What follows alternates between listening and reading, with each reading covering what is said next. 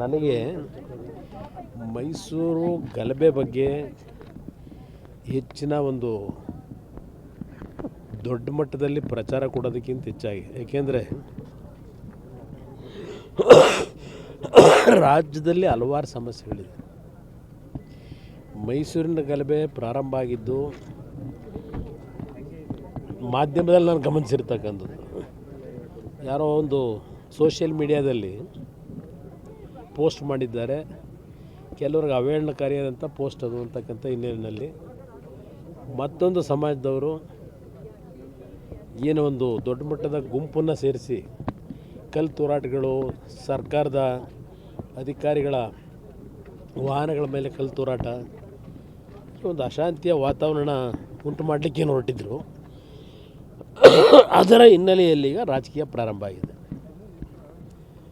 ನಾನು ಒಂದು ಹೇಳ್ತಕ್ಕಂಥದ್ದು ರಾಜಕಾರಣಿಗಳಿಗೆ, ಇವತ್ತು ರಾಜ್ಯ ಯಾವ ಪರಿಸ್ಥಿತಿಯಲ್ಲಿ ನಾವು ಹೋಗ್ತಾ ಇದ್ದೇವೆ ಅದನ್ನು ಸ್ವಲ್ಪ ಗಮನ ಕೂಡ ಸೂಕ್ತ ಅನ್ನೋದು ನನ್ನ ಅಭಿಪ್ರಾಯ. ಅದಕ್ಕೆ ಹೆಚ್ಚಿನ ಆದ್ಯತೆ ಕೊಡೋದು.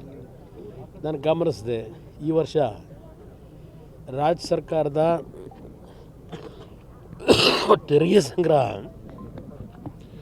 1,89,000 ಕೋಟಿ ಸಂಗ್ರಹದ ನಿರೀಕ್ಷೆ ಇಟ್ಟಿದ್ದರು.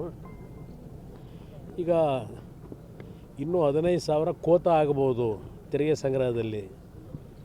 ಅದಕ್ಕೆ ಆ ಸಂಗ್ರಹವನ್ನು ಯಾವ ರೀತಿ ಹಣ ತುಂಬಿಸ್ಬೇಕು ಅನ್ನೋದಕ್ಕೆ ಅದು ಎಂಥವೋ ನನಗೆ ಗೊತ್ತಿಲ್ಲ. ಅದು CL7 CL2 ಏನೋ ಒಂದು 500 ಹಿಂದಲಿಂದ 92ರಿಂದನೂ ಕೊಟ್ಟಿಲ್ವಂತಲ್ಲ, ಅದನ್ನು ಈಗ ಕೊಡೋದ್ರ ಮುಖಾಂತರ ಸರ್ಕಾರದ ಖಜಾನೆ ತುಂಬಿಸ್ಬೇಕು ಅಂತ ಹೇಳಿ ಮುಖ್ಯಮಂತ್ರಿಗಳು ಅಧಿಕಾರಿಗಳ ಜೊತೆ ಚರ್ಚೆ ಮಾಡ್ತಾ ಇದ್ದಾರೆ ಅಂತಕ್ಕಂಥ ಒಂದು ವರದಿ ನೋಡಿದೆ.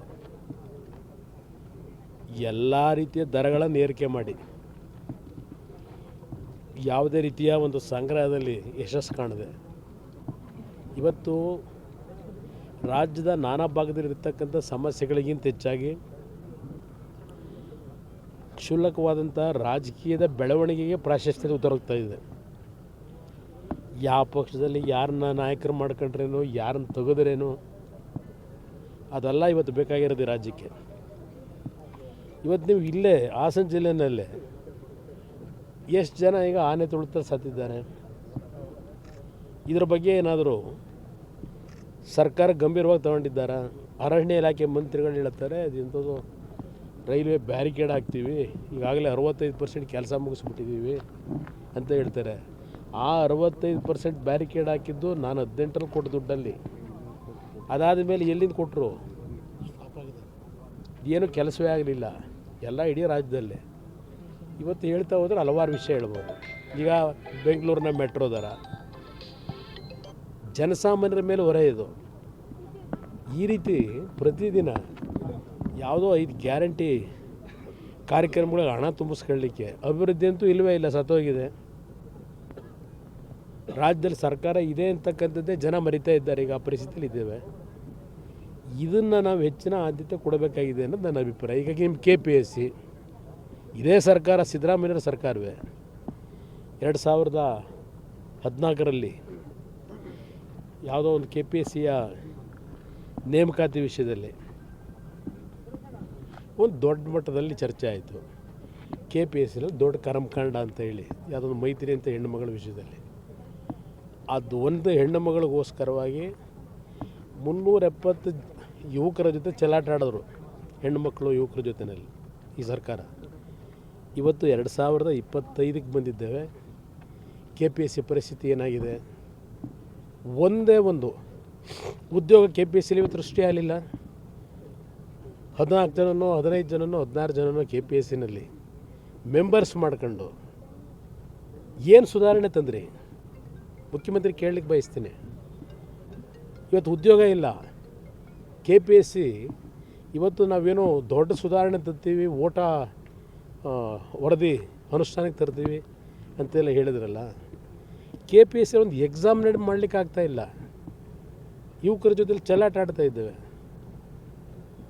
ಯಾರಿಗೂ ಇದ್ರ ಬಗ್ಗೆ ಚಿಂತನೆ ಇಲ್ಲ ಇವತ್ತು ಈ ಸರ್ಕಾರದಲ್ಲಿ. ಅದರಿಂದ ಮೊದಲು ಇದೆಲ್ಲದರ ಬಗ್ಗೆ ಗಮನ ಕೊಡಿ, ಆಮೇಲೆ ಮುಂದೆ ಬೇರೆ ವಿಷಯ ಚರ್ಚೆ ಮಾಡಿ. ನನಗೆ ಮೈಸೂರು ಗಲಭೆ ಬಗ್ಗೆ ಹೆಚ್ಚಿನ ಒಂದು ದೊಡ್ಡ ಮಟ್ಟದಲ್ಲಿ ಪ್ರಚಾರ ಕೊಡೋದಕ್ಕಿಂತ ಹೆಚ್ಚಾಗಿ, ಏಕೆಂದರೆ ರಾಜ್ಯದಲ್ಲಿ ಹಲವಾರು ಸಮಸ್ಯೆಗಳಿದೆ. ಮೈಸೂರಿನ ಗಲಭೆ ಪ್ರಾರಂಭ ಆಗಿದ್ದು ಮಾಧ್ಯಮದಲ್ಲಿ ನಾನು ಗಮನಿಸಿರ್ತಕ್ಕಂಥದ್ದು. ಯಾರೋ ಒಂದು ಸೋಷಿಯಲ್ ಮೀಡಿಯಾದಲ್ಲಿ ಪೋಸ್ಟ್ ಮಾಡಿದ್ದಾರೆ, ಕೆಲವ್ರಿಗೆ ಅವಹೇಳನಕಾರಿಯಾದಂಥ ಪೋಸ್ಟ್ ಅದು ಅಂತಕ್ಕಂಥ ಹಿನ್ನೆಲೆಯಲ್ಲಿ ಮತ್ತೊಂದು ಸಮಾಜದವರು ಏನೋ ಒಂದು ದೊಡ್ಡ ಮಟ್ಟದ ಗುಂಪನ್ನು ಸೇರಿಸಿ ಕಲ್ಲು ತೂರಾಟಗಳು, ಸರ್ಕಾರದ ಅಧಿಕಾರಿಗಳ ವಾಹನಗಳ ಮೇಲೆ ಕಲ್ಲು ತೂರಾಟ, ಒಂದು ಅಶಾಂತಿಯ ವಾತಾವರಣ ಉಂಟು ಮಾಡಲಿಕ್ಕೆ ಹೊರಟಿದ್ರು. ಅದರ ಹಿನ್ನೆಲೆಯಲ್ಲಿ ಈಗ ರಾಜಕೀಯ ಪ್ರಾರಂಭ ಆಗಿದೆ. ನಾನು ಒಂದು ಹೇಳ್ತಕ್ಕಂಥದ್ದು ರಾಜಕಾರಣಿಗಳಿಗೆ, ಇವತ್ತು ರಾಜ್ಯ ಯಾವ ಪರಿಸ್ಥಿತಿಯಲ್ಲಿ ನಾವು ಹೋಗ್ತಾ ಇದ್ದೇವೆ ಅದನ್ನು ಸ್ವಲ್ಪ ಗಮನ ಕೂಡ ಸೂಕ್ತ ಅನ್ನೋದು ನನ್ನ ಅಭಿಪ್ರಾಯ. ಅದಕ್ಕೆ ಹೆಚ್ಚಿನ ಆದ್ಯತೆ ಕೊಡೋದು. ನಾನು ಗಮನಿಸಿದೆ, ಈ ವರ್ಷ ರಾಜ್ಯ ಸರ್ಕಾರದ ತೆರಿಗೆ ಸಂಗ್ರಹ 1,89,000 ಕೋಟಿ ಸಂಗ್ರಹದ ನಿರೀಕ್ಷೆ ಇಟ್ಟಿದ್ದರು. ಈಗ ಇನ್ನೂ 15,000 ಕೋತ ಆಗಬಹುದು ತೆರಿಗೆ ಸಂಗ್ರಹದಲ್ಲಿ. ಅದಕ್ಕೆ ಆ ಸಂಗ್ರಹವನ್ನು ಯಾವ ರೀತಿ ಹಣ ತುಂಬಿಸ್ಬೇಕು ಅನ್ನೋದಕ್ಕೆ ಅದು ಎಂಥವೋ ನನಗೆ ಗೊತ್ತಿಲ್ಲ. ಅದು CL7 CL2 ಏನೋ ಒಂದು 500 ಹಿಂದಲಿಂದ 92ರಿಂದನೂ ಕೊಟ್ಟಿಲ್ವಂತಲ್ಲ, ಅದನ್ನು ಈಗ ಕೊಡೋದ್ರ ಮುಖಾಂತರ ಸರ್ಕಾರದ ಖಜಾನೆ ತುಂಬಿಸ್ಬೇಕು ಅಂತ ಹೇಳಿ ಮುಖ್ಯಮಂತ್ರಿಗಳು ಅಧಿಕಾರಿಗಳ ಜೊತೆ ಚರ್ಚೆ ಮಾಡ್ತಾ ಇದ್ದಾರೆ ಅಂತಕ್ಕಂಥ ಒಂದು ವರದಿ ನೋಡಿದೆ. ಎಲ್ಲ ರೀತಿಯ ದರಗಳನ್ನು ಏರಿಕೆ ಮಾಡಿ ಯಾವುದೇ ರೀತಿಯ ಒಂದು ಸಂಗ್ರಹದಲ್ಲಿ ಯಶಸ್ಸು ಕಾಣದೆ ಇವತ್ತು ರಾಜ್ಯದ ನಾನಾ ಭಾಗದಲ್ಲಿರ್ತಕ್ಕಂಥ ಸಮಸ್ಯೆಗಳಿಗಿಂತ ಹೆಚ್ಚಾಗಿ ಕ್ಷುಲ್ಲಕವಾದಂಥ ರಾಜಕೀಯದ ಬೆಳವಣಿಗೆಗೆ ಪ್ರಾಶಸ್ತ್ಯ ಉತ್ತರೋಗ್ತಾ ಇದೆ. ಯಾವ ಪಕ್ಷದಲ್ಲಿ ಯಾರನ್ನ ನಾಯಕರು ಮಾಡ್ಕೊಂಡ್ರೇನೋ, ಯಾರನ್ನ ತೆಗೆದ್ರೇನೋ ಅದೆಲ್ಲ ಇವತ್ತು ಬೇಕಾಗಿರೋದು ರಾಜ್ಯಕ್ಕೆ. ಇವತ್ತು ನೀವು ಇಲ್ಲೇ ಹಾಸನ ಜಿಲ್ಲೆಯಲ್ಲೇ ಎಷ್ಟು ಜನ ಈಗ ಆನೆ ತುಳಿತ ಸತ್ತಿದ್ದಾರೆ. ಇದರ ಬಗ್ಗೆ ಏನಾದರೂ ಸರ್ಕಾರ ಗಂಭೀರವಾಗಿ ತಗೊಂಡಿದ್ದಾರಾ? ಅರಣ್ಯ ಇಲಾಖೆ ಮಂತ್ರಿಗಳು ಹೇಳ್ತಾರೆ ಅದೆಂಥದ್ದು ರೈಲ್ವೆ ಬ್ಯಾರಿಕೇಡ್ ಹಾಕ್ತೀವಿ, ಈಗಾಗಲೇ 65% ಕೆಲಸ ಮುಗಿಸ್ಬಿಟ್ಟಿದ್ದೀವಿ ಅಂತ ಹೇಳ್ತಾರೆ. ಆ 65% ಬ್ಯಾರಿಕೇಡ್ ಹಾಕಿದ್ದು ನಾನು 18ರಲ್ಲಿ ಕೊಟ್ಟ ದುಡ್ಡಲ್ಲಿ. ಅದಾದ ಮೇಲೆ ಎಲ್ಲಿಂದ ಕೊಟ್ಟರು? ಏನೂ ಕೆಲಸವೇ ಆಗಲಿಲ್ಲ. ಎಲ್ಲ ಇಡೀ ರಾಜ್ಯದಲ್ಲೇ ಇವತ್ತು ಹೇಳ್ತಾ ಹೋದ್ರೆ ಹಲವಾರು ವಿಷಯ ಹೇಳ್ಬೋದು. ಈಗ ಬೆಂಗಳೂರಿನ ಮೆಟ್ರೋ ದರ ಜನಸಾಮಾನ್ಯರ ಮೇಲೆ ಹೊರೆ ಇದು. ಈ ರೀತಿ ಪ್ರತಿದಿನ ಯಾವುದೋ 5 ಗ್ಯಾರಂಟಿ ಕಾರ್ಯಕ್ರಮಗಳಿಗೆ ಹಣ ತುಂಬಿಸ್ಕೊಳ್ಳಿಕ್ಕೆ ಅಭಿವೃದ್ಧಿ ಅಂತೂ ಇಲ್ಲವೇ ಇಲ್ಲ, ಸತ್ತೋಗಿದೆ. ರಾಜ್ಯದಲ್ಲಿ ಸರ್ಕಾರ ಇದೆ ಅಂತಕ್ಕಂಥದ್ದೇ ಜನ ಮರಿತಾ ಇದ್ದಾರೆ. ಈಗ ಆ ಪರಿಸ್ಥಿತಿಯಲ್ಲಿ ಇದ್ದೇವೆ. ಇದನ್ನು ನಾವು ಹೆಚ್ಚಿನ ಆದ್ಯತೆ ಕೊಡಬೇಕಾಗಿದೆ ಅನ್ನೋದು ನನ್ನ ಅಭಿಪ್ರಾಯ. ಈಗ ನಿಮ್ಮ KPSC ಇದೇ ಸರ್ಕಾರ, ಸಿದ್ದರಾಮಯ್ಯರ ಸರ್ಕಾರವೇ 2014ರಲ್ಲಿ ಯಾವುದೋ ಒಂದು KPSCಯ ನೇಮಕಾತಿ ವಿಷಯದಲ್ಲಿ ಒಂದು ದೊಡ್ಡ ಮಟ್ಟದಲ್ಲಿ ಚರ್ಚೆ ಆಯಿತು. KPSCನಲ್ಲಿ ದೊಡ್ಡ ಕರ್ಮಕಾಂಡ ಅಂತ ಹೇಳಿ ಯಾವುದೊಂದು ಮೈತ್ರಿ ಅಂತ ಹೆಣ್ಣು ಮಗಳ ವಿಷಯದಲ್ಲಿ. ಅದು ಒಂದು ಹೆಣ್ಣು ಮಗಳಿಗೋಸ್ಕರವಾಗಿ 370 ಯುವಕರ ಜೊತೆ ಚೆಲ್ಲಾಟ ಆಡಿದ್ರು, ಹೆಣ್ಣು ಮಕ್ಕಳು ಯುವಕರ ಜೊತೆಯಲ್ಲಿ ಈ ಸರ್ಕಾರ. ಇವತ್ತು 2025ಕ್ಕೆ ಬಂದಿದ್ದೇವೆ. KPSC ಪರಿಸ್ಥಿತಿ ಏನಾಗಿದೆ? ಒಂದೇ ಒಂದು ಉದ್ಯೋಗ KPSCಲಿ ಇವತ್ತು ಸೃಷ್ಟಿ ಆಗಲಿಲ್ಲ.